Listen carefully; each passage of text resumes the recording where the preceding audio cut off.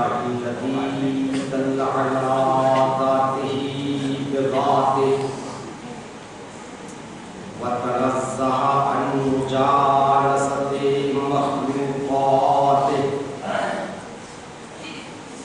وجل عن لعمة كيفياته الذي ذكره شرف للذاكرين وشكره فوز للشاكرين وطاعته نجاة للمطيعين الذي يظهر الوجود من العدم ورقم على لوح الإنسان من أسرار القدم وعلمه البيان ما لم يعلم ثم الصلاة والسلام والتحية والإكرام على السيد النبي الأمي العربي الهاشمي القرشي المكي المدني اللطيف والتهامي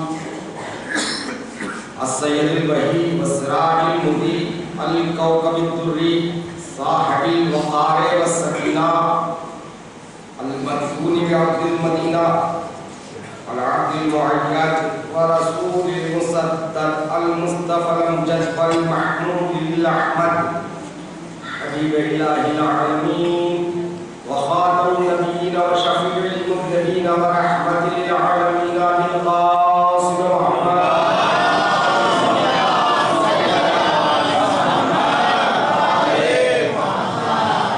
وآله الطيبين الطاهرين المأمونين المظلومين المنتخبين الصالحين الشاكرين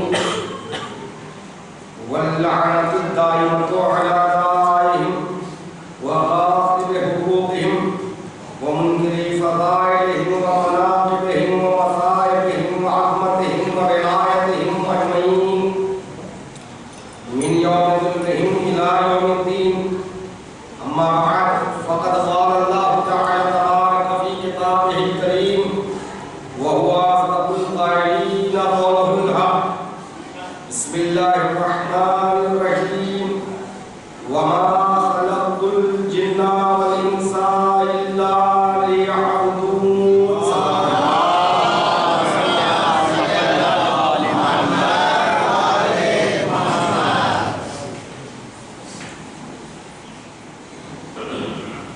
حضرات گرامی پر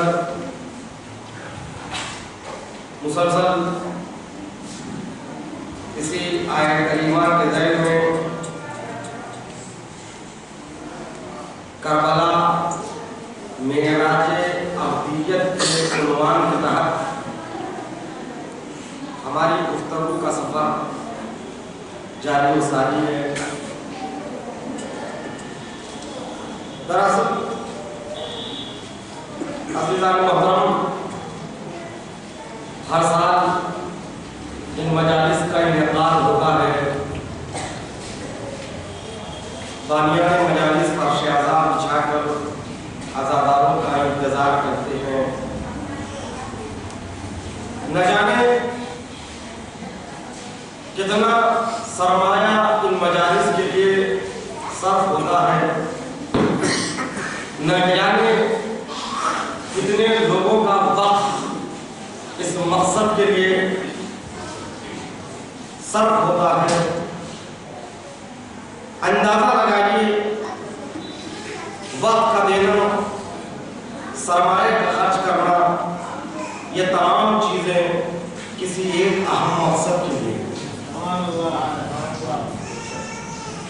اگر مجالس فرشیزہ پر آنا, بیٹھنا اور چلا جانا اگر ایک رسم بن جائے,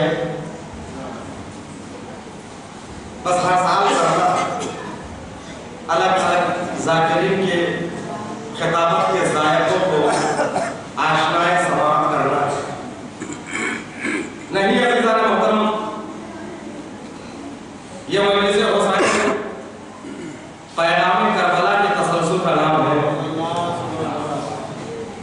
کربلا اگر انسانیت کے لیے معراج ہے, ابدیت کی معراج ہے, تو اسی ابدیت اور بندگی کے عروج کو ہم یہاں پر بیان کریں تاکہ اس در سے ابدیت سے اپنے کردار کو سنواریں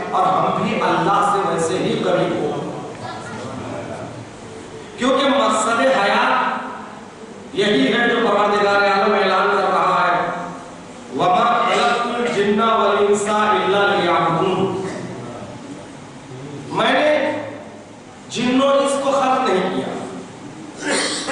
توجہ چاہتا ہوں، پروردگار عالم اعلان کر رہا ہے میں نے جن و انس کو خلق نہیں کیا مگر یہ کہ وہ میری عبادت کریں. لیعبدون، میرے عبادت کریں. یہاں پر مفسرین احادیث معصومین کی روشنی میں اس آیت کریمہ کے ذریعے میں یہ لکھتے ہیں لیعبدون سے مراد لیعرفون ہے. یعنی پروردگار عالم نے جن و انس کو خلق کیا تاکہ اپنے آپ کو پہچنوائیں، اپنے آپ کو پہچنوائیں، اپنی شناخت کروائیں، اپنی معرفت کو حوالے کریں انسانیت کے. اسی لیے تو اس نے یہ بھی اعلان کر دیا حدیث قدسی میں کنتو کنزا مخفیہ، میں ایک چھپا ہوا خزانہ تھا، میں نے چاہا اپنے آپ کو پہچنواؤں، فخلقت الخلق، میں نے ایک خاص مخلوق کو پیدا کیا تاکہ ان کے وسیلے سے میں اپنے آپ کو پہچنواؤں. پروردگار عالم نے یہ دونوں قول پروردگار عالم کے ہیں، ایک آیت ہے ایک حدیث قدسی ہے. آیت میں یہ اعلان کر رہا ہے کہ میں نے جن و انس کو خلق نہیں کیا مگر یہ کہ وہ میری عبادت کرے، یعنی میری معرفت کو حاصل کرے. اور ادھر وہی پروردگار عالم یہ اعلان کر رہا ہے حدیث قدسی میں کہ میں جب اپنے آپ کو چاہا پہچنواؤں تو میں نے خاص مخلوق کو عالم وجود میں لے آیا. تو اب یہی بات ہے، تو ایک خاص مخلوق ہے، ان کے ذریعے سے معرفت الہی ہو سکتی ہے اور معرفت الہی ہماری زندگی کا مقصد ہے. جب معرفت الہی ہماری زندگی کا ہدف ہے اور مقصد ہے تو یہ معرفت اسی وقت تک حاصل نہیں ہو سکتی جب تک اس خاص مخلوق کی معرفت حاصل نہ ہو. اب خاص مخلوق کی معرفت کیا ہے؟ امام حسین علیہ السلام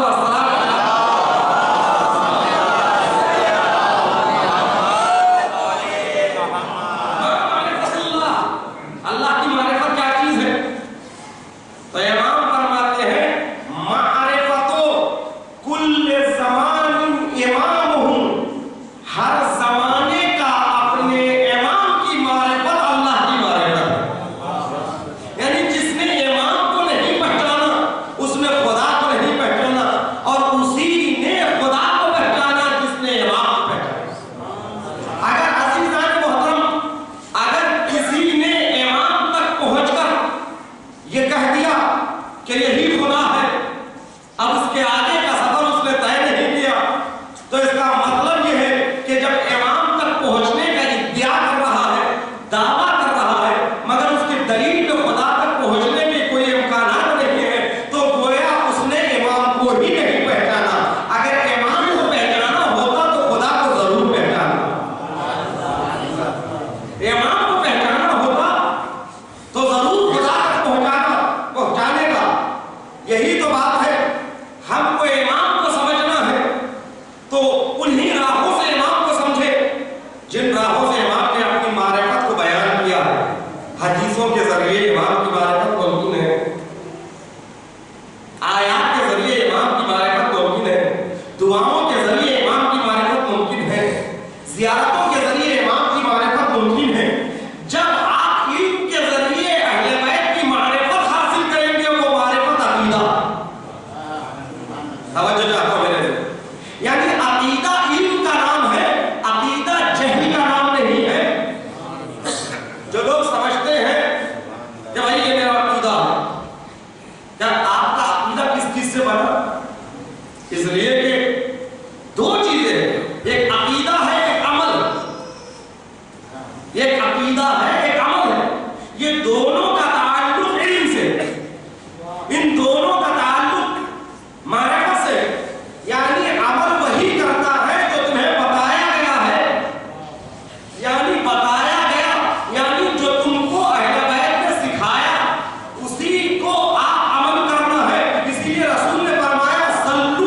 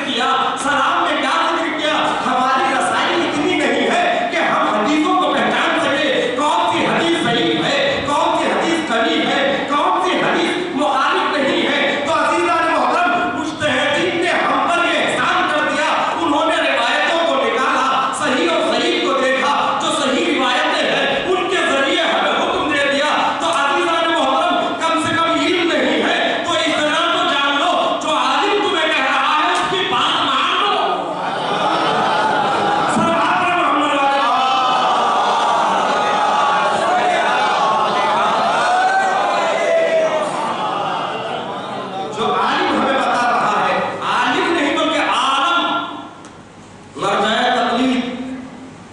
इसी दो ही तो चीज है ना, अमल के मरहले में दो ही चीजें हैं, यूं तो तीन चीजें हैं, लेकिन तीसरी की बात इसलिए नहीं कर रहा हूं, वो बहुत मुश्किल है, जिसे इख्तियार कहते हैं।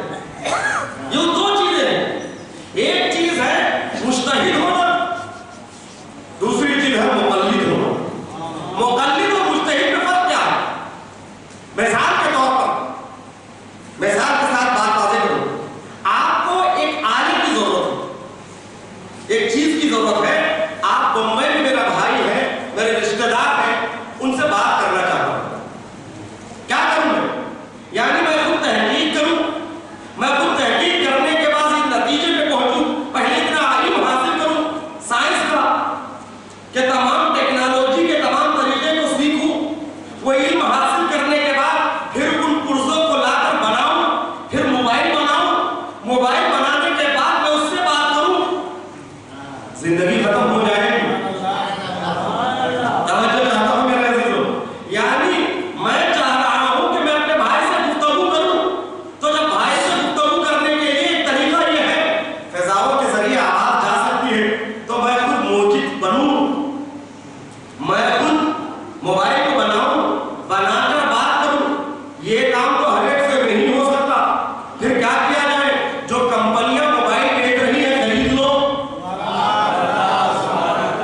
या तो खुद बनाओ या तो कंपनियों से खरीद लो, बस तकलीद और इज्तिहाद इसी का नाम है। या खुद मुज्तहिद बन के उस तरह मोबाइल जिस तरह बनाने वाला पूरी जिंदगी लगा रहा है, तुम भी इल्म दीन हासिल करने में पूरी जिंदगी लगा दो। उसके बाद हुक्म शरीर को निकालो, कहां पर मुझे कितने सजदे करना है, कौन सी रकात, कौन सी नमाज में कितने रकात पढ़ना है, कहां पर वुजू टूटता है, कहां पर रोजा टूटता है, सफर में कैसे रहना है, हजर में कैसे रहना है, बाजार में कैसे जाना है, मस्जिद में कैसे जाना है, ये पूरा इल्म खुद हासिल करो। 60 साल भी लग सकता है, 100 साल भी लग सकते हैं, जिंदगी तमाम हो सकती है।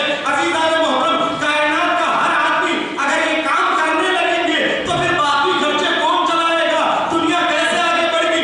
ये नहीं करते हैं तो जो कंपनियां कायम है इज्तिहाद की, उनसे इल्म ले लो और अमल करो। ऐसा बात करें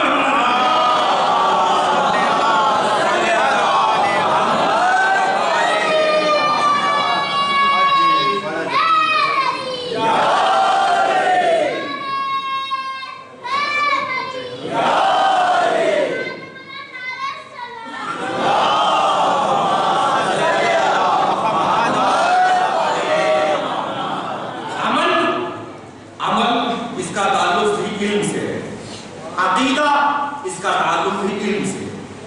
अकीदा जो नहीं है कि हमने जो दिल में हमारे जो बात आ गई वो अकीदा है। अज़ीज़ान मोहतरम, मिसालें तो है अकीदे की। बाद लोग बनाने अकीदा अकीदे का मजाक उड़ाते हैं। एक साथ थे करबला मोहल्ला में, मौला अब्बास के रोजे में उनको पैसे मिले और इत्तेफाक से उनके पास पैसे नहीं थे, परेशान थे। मैं घर वालों ने तबर्रुक के लिए कहा, लेकिन कहां से ले जाऊं, मेरे पास पैसे नहीं है। तो उनके $100 गिरे हुए थे, उठा कर लाते हैं, काफले में बड़ी शान से कहते हैं बस मौजूदा हो गया। तो क्या मौजूदा हो? मैं पैसे की जरूरत थी, मौला अब्बास ने अपने हाथ में पैसे दिलवा दिए। आलिम पे बात आई तो आलिम ने कहा ये मौजूदा है, तुमको पैसे मिल गए तो तुम ये सोच रहे हो, जिसके खो गए वो क्या सोचेगा? जिसके पैसे पॉकेट से गिरे हैं वो क्या सोचेगा? वो भी यही सोचेगा ना, मौला अब्बास आपके दरबार में गिरे हैं, आप भी दिला दीजिए। अपना फायदा हो गया तो मौजूदा हो गया, और दूसरे का खसारा हो गया, उससे क्या कहोगे? अगर इसी का नाम अकीदा है तो ऐसे इस्लाम को सलाम। मेरा फायदा हो गया, बस मौजूदा हो गया। हरम में पैसे मिले, हरम में मिलो, कहीं में मिलो, अपने घर में भी, कहीं में भी मिलो, आपको हक नहीं है कि आप उसे खर्च करें। जिसका माल है उस तक पहुंचाने की कोशिश करें या उसका ऐलान करें, ये अकीदा है। एक और साहब है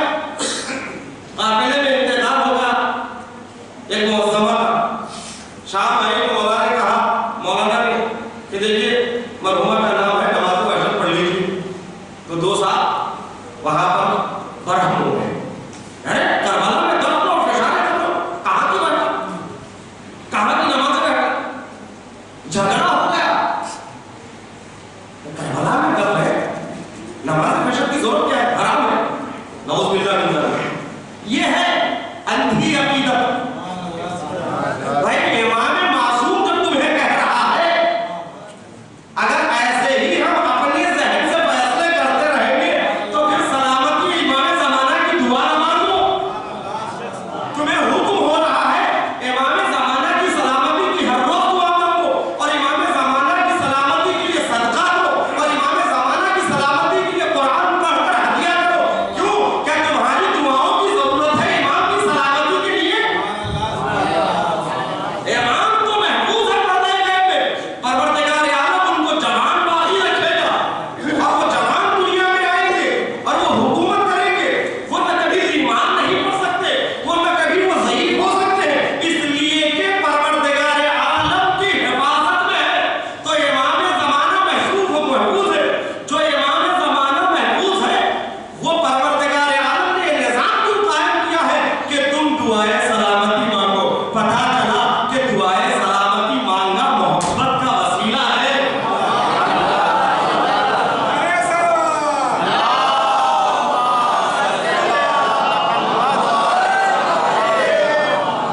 इंसान उसी के लिए दुआएं मांगता है जिसकी मोहब्बत होती है। जिससे मोहब्बत नहीं होती उसके लिए दुआएं खैर नहीं करता है। तो इमाम ज़माना अजल्लल्लाहु ताला फज़लुहु शरीफ के लिए सलामती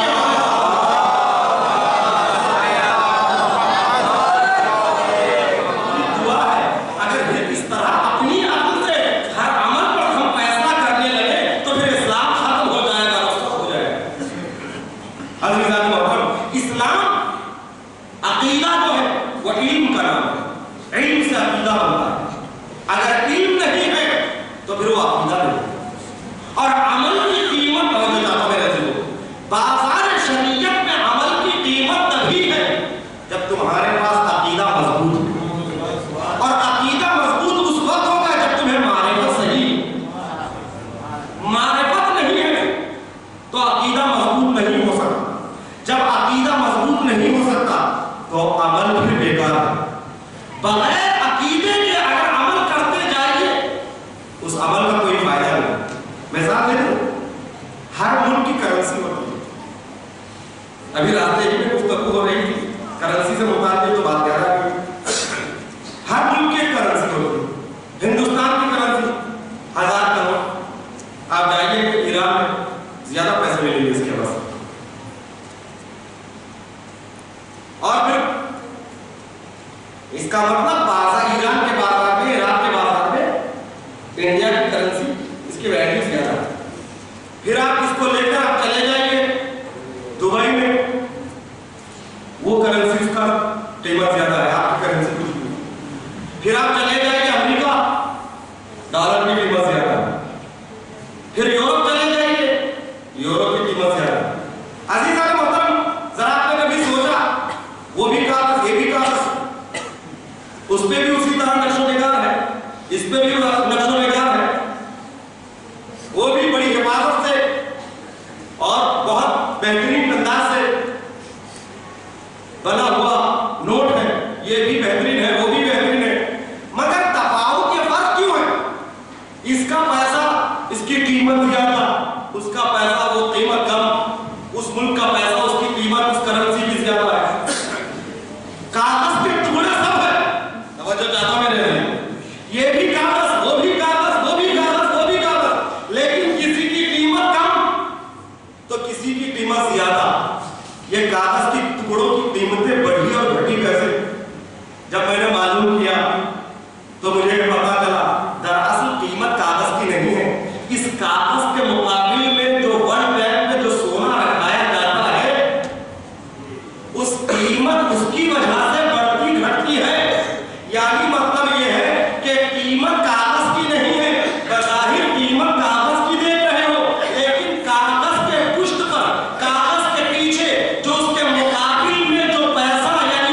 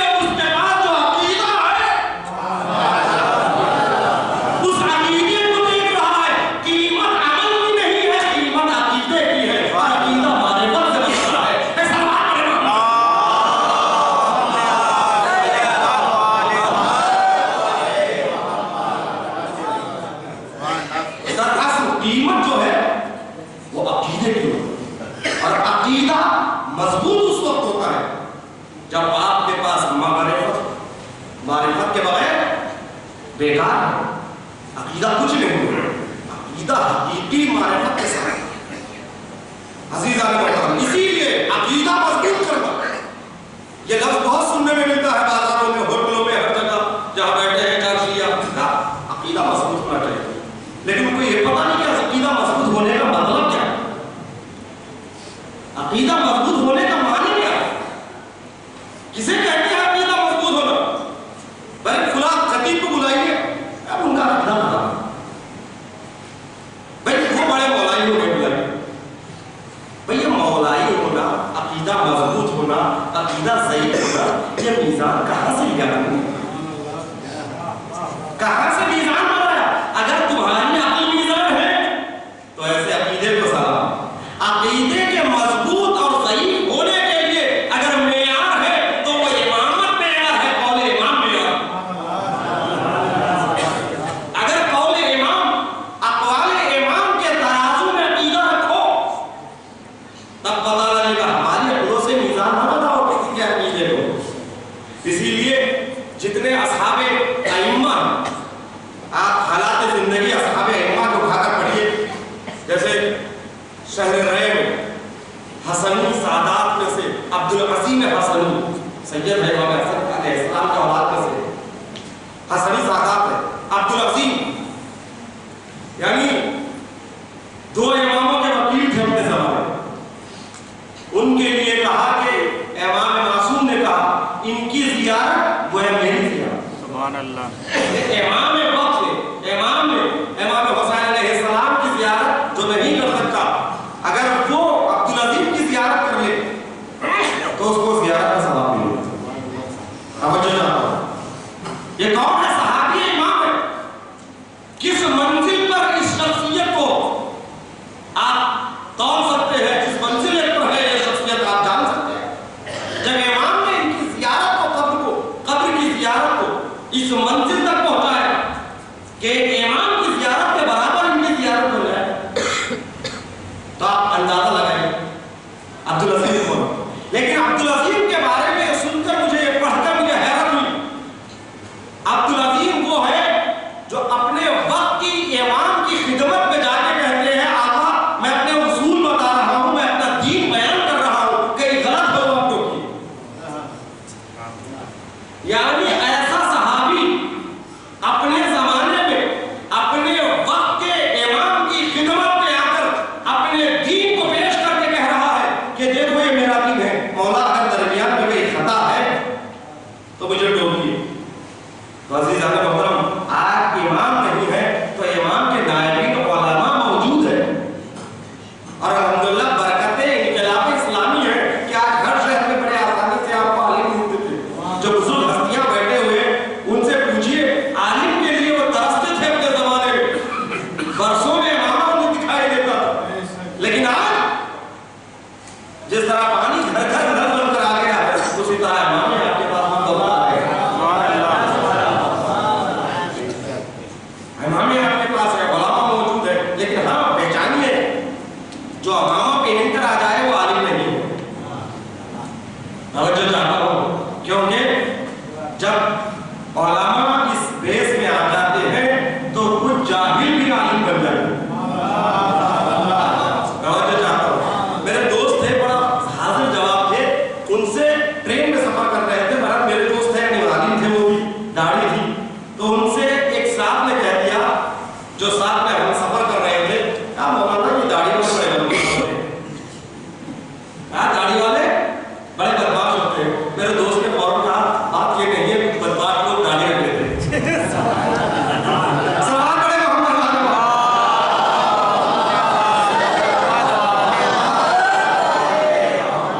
دونوں میں فرق ہے، داڑھی والا بدماش ہونا یا کچھ بدماش لوگ داڑھی رکھ لیتے ہیں۔ اسی طرح ہر امامے پہننے والے تو عالم اس لیے نہیں سمجھنا کچھ جاہل بھی وہاں پہن لیتے ہیں، جو عالم اس لیے کہہ رہا لباس سمجھتے ہو، عالم واقعی اگر عالم ہے تو اس کی خدمت میں جائیے، اپنے دین کو پیش کیجیے، میں صحیح ہوں کہ نہیں، کہاں غلطی کر رہا ہوں، کس عقیدے میں میں غلط ہوں، اس کو پیش کرنا ضروری ہے تاکہ یہ دین اگر محفوظ ہے تو آخرت محفوظ ہے. دین ختم ہو جائے تو آخرت ختم ہے. اس بات کا معاملہ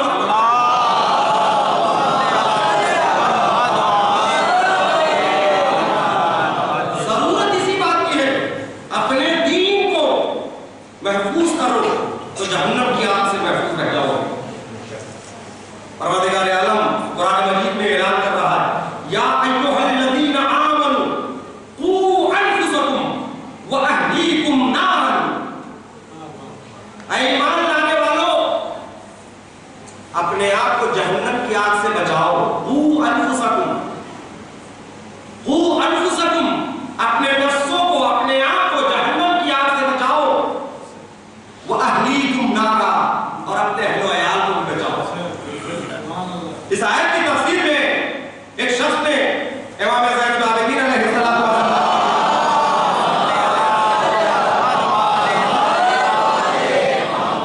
حاصل ہوتا ہے پوچھتا ہے آپ کا یہ تو بات سمجھ میں آ رہی ہے کہ ہمیں حکم ہو رہا ہے ہم اپنے آپ کو بچائیں جہنم کی آگ سے، لیکن اپنے اہل و عیال کو کیسے محفوظ رکھیں؟ تو امام نے کہا اگر تم اپنے اہل و عیال کو محفوظ رکھنا چاہتے ہو تو جس طرح تم اپنے آپ کو بچا رہے ہو بس وہی چیز کو ان کے سامنے پیش کر دینا. توجہ چاہتا ہوں میرے سے، یعنی لوگوں کی توقع رسم ہوتی ہے کہ بچے اچھے بنے. جب تک خود اچھے نہیں بنیں گے تو بچے کیسے اچھے بنیں گے؟ لوگ چاہتے ہیں کہ اپنی اولاد میں جو بہن بھائی ہے آپس میں یہ آپس میں نہ لڑے. یہ بچے بڑے خراب ہو گئے ہیں، بھائی بہن سے لڑتی ہے، بہن بھائی سے لڑتا ہے، یہ بہت لڑتے ہیں. عزیزان محترم، اگر آپ چاہتے ہیں کہ بچے آپس میں نہ لڑے تو ماں باپ بچوں کے سامنے آپس میں نہ لڑے. آپ ماں باپ بچوں کے سامنے آپس میں لڑتے ہیں اور اولاد سے توقع رکھتے ہیں کہ یہ آپس میں نہ لڑے. یہ کیسے ممکن ہے جب خود آپس میں نہیں لڑیں گے؟ زوجہ اپنے شوہر کا احترام کرے گی اور شوہر اپنے زوجہ کا احترام کرے گا. بچے اس ماحول کو دیکھ کر اس ماحول میں جوان ہوتے ہیں اور اسی کو ادب سمجھتے ہیں، یہی سیکھتے ہیں. اس لیے کہ پہلی آغوش، پہلی درسگاہ ماں کی آغوش. آپ پہلی مجلس میں بھی سن چکے ہیں درسگاہ آغوش مادر ہے. لہذا ہمیں چاہیے کہ بچوں کی ایک ایک بات پر خاص دھیان دیں، خاص دھیان. بچوں کو کہہ جاؤ مسجد میں جا کر نماز پڑھو. کب مجھے جلدی ہے میں یہیں پڑھوں. آپ مسجد جائیں گے تو بچے بھی مسجد جائیں گے. آپ مجلس میں بیٹھیں گے تو ساتھ میں بچوں کو لے آؤ اور بچے بھی بیٹھیں گے.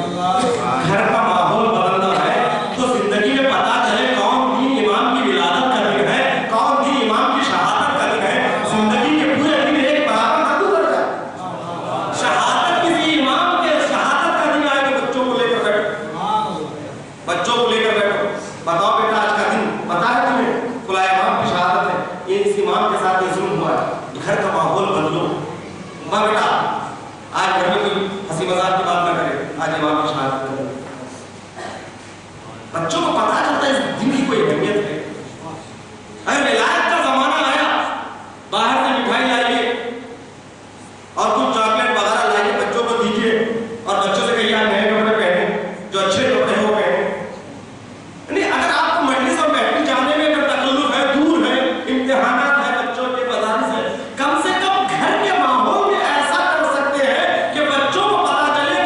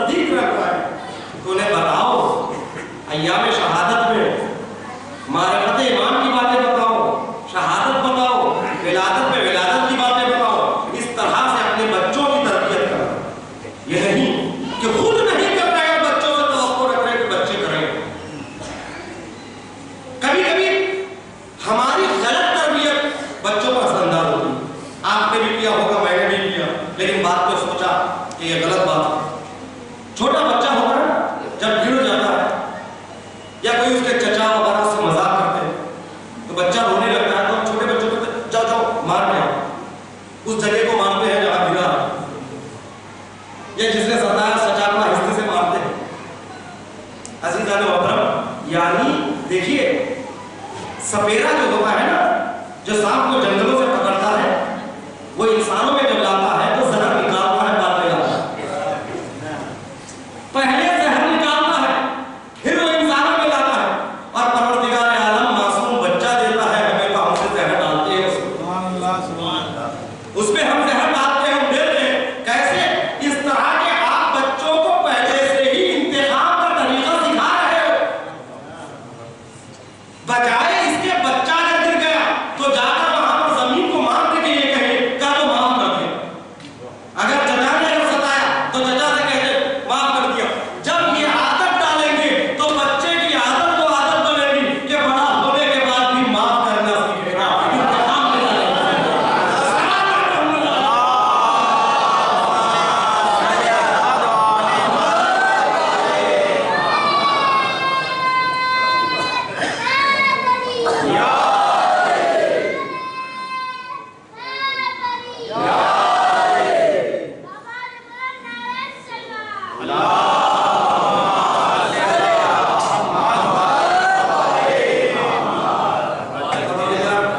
اس کو سلامت رکھے، ماشاءاللہ ایک بہترین تربیت کا نمونہ ہے، اور اگر اس کی عمر دراز کرے، سلوات کریں۔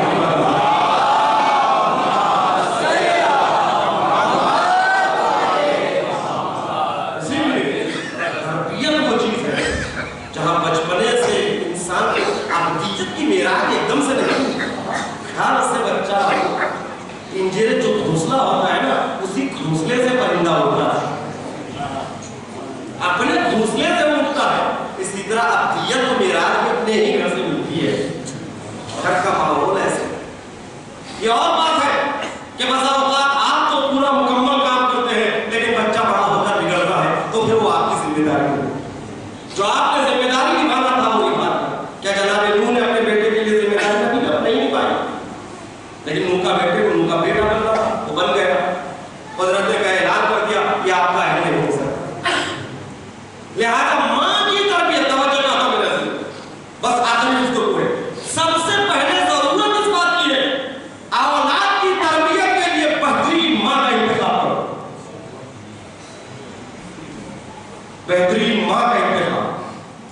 اور ہمیشہ آپ نے یہی سنا ہے بہترین ماں کا انتخاب، لیکن ماں کو بھی، ماں جو بننے والی لڑکی ہے، عورت ہے، اس کو بھی اپنی اولاد کے لیے بہترین باپ کے انتخاب کرنا ہے۔ ہمیشہ ایک طرفہ اسلام نے کبھی نہیں کہا کہ انتخاب کا حق صرف مرد کو ہے، عورت کو نہیں۔ کیوں؟ جناب فاطمہ زہرا سلام اللہ علیہا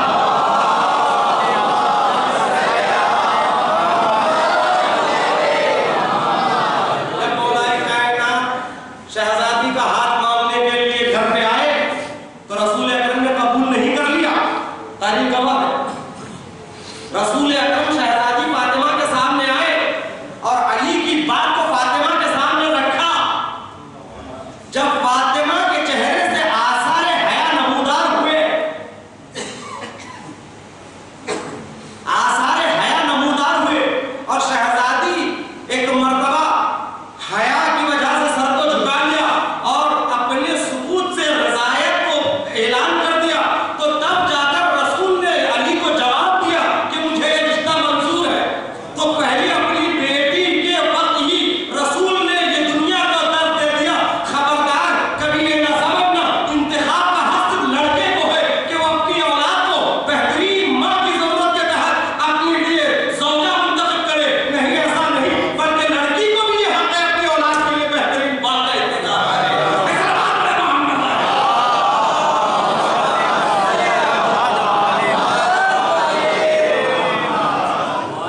انتخاب کیوں کرتا ہے؟ لہذا شادیاں ایسے ہی ہونا چاہیے کہ جہاں دونوں طرف رضایت ہے، یہ نہیں کہ لڑکی باپ کی بزرگی میں خاموش ہو گئی ہے، دل کی بات زبان پر لانا چاہیے، ایسا نہیں ہونا چاہیے۔ شہزادی کی شادی آپ کے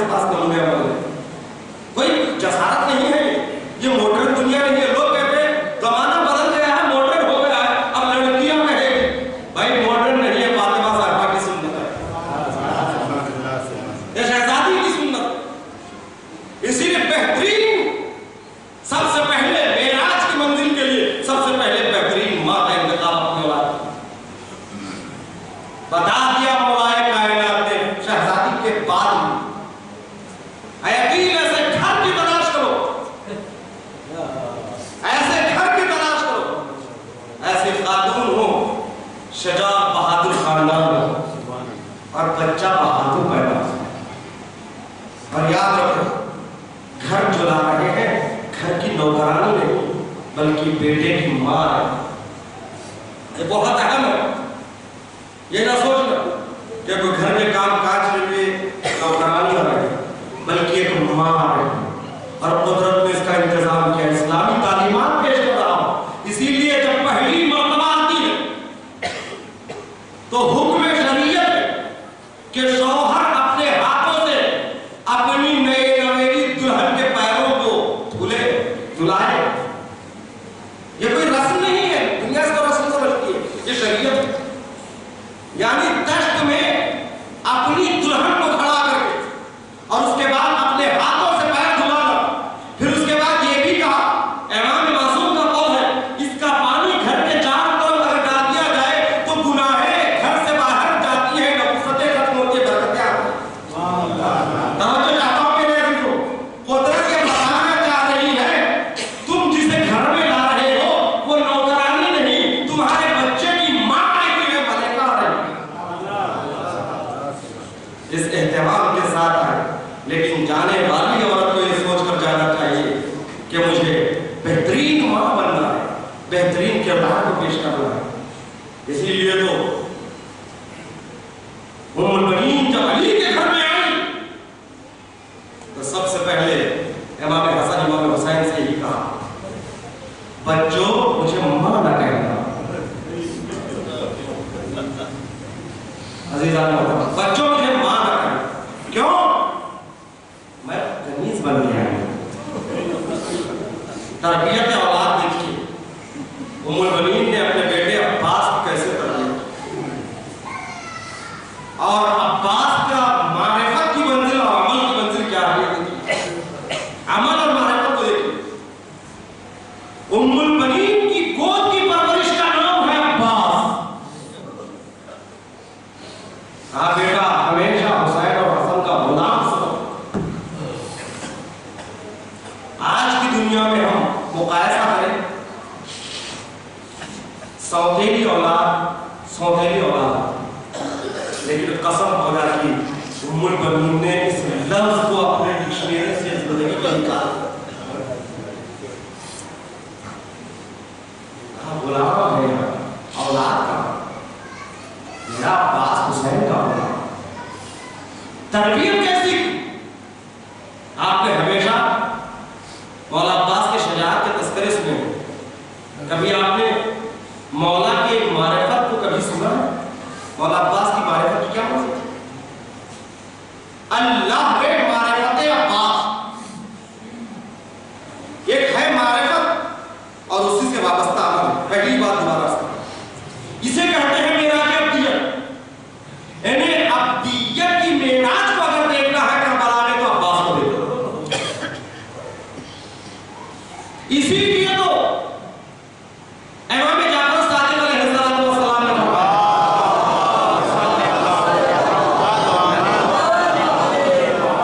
السلام علی ایھا العبد الصالح المطیع للہ ولرسولہ ولعلی المؤمنین والحسن والحسین. عبد صالح کا میرا سلام. اللہ اکبر. معراج عبدیت کربلا میں اگر دیکھنا ہے تو مولا عباس کو دیکھنا. اور اس عبدیت کی گواہی مصحف نادی دے رہے ہیں، امام صادق دے رہے ہیں. میرا عبد صالح کو سمجھ. عبد صالح کی منزل کیا ہے جانتے ہیں؟ عبدیت کی معراج کو دیکھنا ہے تو جب آپ نماز پڑھتے ہیں تو نماز میں سلام کی منزل میں آتے ہیں تو آپ دوسرے سلام میں کہتے ہیں السلام علیکم وعلی عباد اللہ الصالحین. سلام ہو عباد اللہ الصالحین. عباد عبد کی جمع ہے، صالحین صالح کی جمع ہے. یعنی عبد صالح پر ہمارا سلام ہو. نماز خدا کی ہے، سلام عبد صالح پر ہے. اب عبد صالح کون ہے؟ عبد صالح کون ہے؟ امام صادق زیارت میں فرما رہے ہیں حضرت عباس کی طرف رک کر کے، اے عبد صالح تم پر سلام. تو مجھے کہنے دیجئے مقام عبدیت عباس کی اس منزل پر ہے جہاں خدا کی تو نماز ہوگی سلام عباس پر بھیجا جائے گا. یہ ہے عبدیت کی معراج. یہ ہے معراج عبدیت. عبادت خدا کی، سلام عبدیت پر. یہ ہے عباس اور عباس کی عبدیت. بندگیت کی معراج. اور اب مقام عباس کی معرفت کو دیکھنا ہے. معرفت کی منزل جاننا چاہتے ہیں. کسی بھی شخص کی معرفت اس کے اقوال سے سمجھی جاتی ہے. آپ نے امام کو کہاں سے پہچانا؟ امام کو ہم نے امام کے اقوال سے پہچانا. رسول کو ہم نے رسول کے اقوال سے پہچانا. مگر عزیزان محترم یاد رکھیے، امام میں بھی یہ ادب ہے کہ جب اپنا بڑا ہوتا ہے تو خود اپنے کلام کو پیش نہیں کرتا. جب تک امام علی زندہ تھے، امام حسن اور امام حسین خاموش. جب امام علی کی شہادت ہوئی تب امام وقت امام حسن ہوئی. امام حسن نے خطبات کو جاری کیا. امام حسن جب تک زندہ تھے، امام حسن خاموش. کسی نے آگے بھی کہا آپ بھی تو کچھ کہیے بیان کے بارے میں. جو تمہارا امام ہے وہ میرا بھی امام ہے. یعنی امام حسن جہاں عام لوگوں کے لیے امام ہے، وہی امام حسن امام حسین کے لیے بھی امام ہے. امام حسین نے کہا جو تمہارا امام وہ میرا امام ہے. تم جیسے سن رہے ہو میں اسی سے ویسے سنوں. جبکہ دونوں امام ہیں، لیکن مسئولیت امام کی جب زمانے میں امام حسن کے پاس تھی، امام حسین تھا. تو عرفان عباس کو کیسے سمجھے؟ جب تک حسین زندہ تھا عباس زندہ تھا. معرفت عباس کو سمجھنے کے لیے کہاں سے سمجھ سکتے ہیں؟ عباس خاموش، بہت کم بولے. یہ خطبہ ملتا ہے جو باب کعبہ پر عباس نے دیا. معرفت عباس کو کہاں سے پہچانے؟ ایک واقعہ بچپنے کی جو یہ معرفت ہو، وہ جوان میں کتنا عارف ملتا تھا. عارف امام آپ جان سکتے ہیں. مولا عباس کا بچپنا یہ ہے کہ صاحب خصائص العباسیہ لکھتے ہیں اپنی کتاب میں، ایک دن مولا عباس کو اپنے زانوں پر مولا کائنات بٹھا کر کہے بیٹا بولے. ہم بھی بچوں کوئی نئی بات نہیں ہے. ہم بھی چھوٹے بچوں کو جو بولنا سکھاتے ہیں ایک دو کہو تین کہو. عباس نے بھی ہمارے بچوں کی طرح ایک کہا، لیکن فرق ہے. بچے جب بولتے ہیں تو صرف ایک سنتے ہیں، ایک بولتے ہیں. لیکن اللہ اکبر، مولا عباس کا تصور توحید، مولا عباس کا تصور توحید اور معرفت کے درجے پر ہے. ایک بولنے سے پہلے ایک کا تصور کیا، خدا کو اپنے ذہن میں لے آیا. پھر عباس نے کہا ایک، پھر علی نے کہا بیٹا بولو دو. تو عباس نے کہا بیٹا جس باپ نے مرتبہ بات نے کہا بابا جس منہ سے اسے میں نے ایک کہہ دیا اب دو کیسے کہوں. اب اندازہ لگائیے جس مولا عباس کی معرفت بچپنے میں یہ ہے تو کتنا بڑا عالم رہا ہوگا جوانی کے عالم میں. جوانی کے عالم کے معرفت کو اندازہ لگانا ہے. تو حسین مظلوم جب کربلا سے چلے تو ہر ایک نے آ کر امام کو مشورہ دیا. دوست بھی مشورہ دیتے ہیں، دشمن بھی مشورہ دیتے ہیں. دوست کہتے ہیں آقا نہ جائے گی، مولا نہ جائے گی، اس لیے کہ گرمیوں کا سفر ہے، کہاں جائیں گے. دشمن بھی آ کر مشورہ دیا. مروان نے آ کر مشورہ دیا. مروان امام حسین سے ملاقات کرتا ہے، مشورہ دیتا ہے. سب مشورہ دے رہے ہیں، کچھ محبت کے ساتھ دے رہے ہیں، کچھ نفرت کے ساتھ دے رہے ہیں. جعفر طیار نے مشورہ، جعفر نے مشورہ دیا، عبداللہ ابن جعفر نے، اور بھی کئی حضرات کو مشورہ دیا. مگر عزیزان محترم، تاریخ کے بین السطور مجھے کہیں نہیں ملا مدینے سے لے کر مکہ تک، مکے سے لے کر کربلا تک عباس نے بھی حسین کو مشورہ دیا. توجہ چاہتا ہوں میرے سے. محمد حنفیہ نے مشورہ دیا، عبداللہ ابن جعفر نے مشورہ دیا، سب نے مشورہ دیا. لیکن کہیں نہیں ملتا ہے کی تاریخ میں کہ عباس نے حسین کو کوئی مشورہ دیا ہو. کیوں؟ اس لیے کہ عباس خوب جانتے ہیں کہ وہ ہستی ہے کہ جو کہتے اس کی اطاعت کرنا ہے. انہیں مشورہ نہیں دیا جا سکتا. یہ عباس کی معرفت، عباس کی معرفت.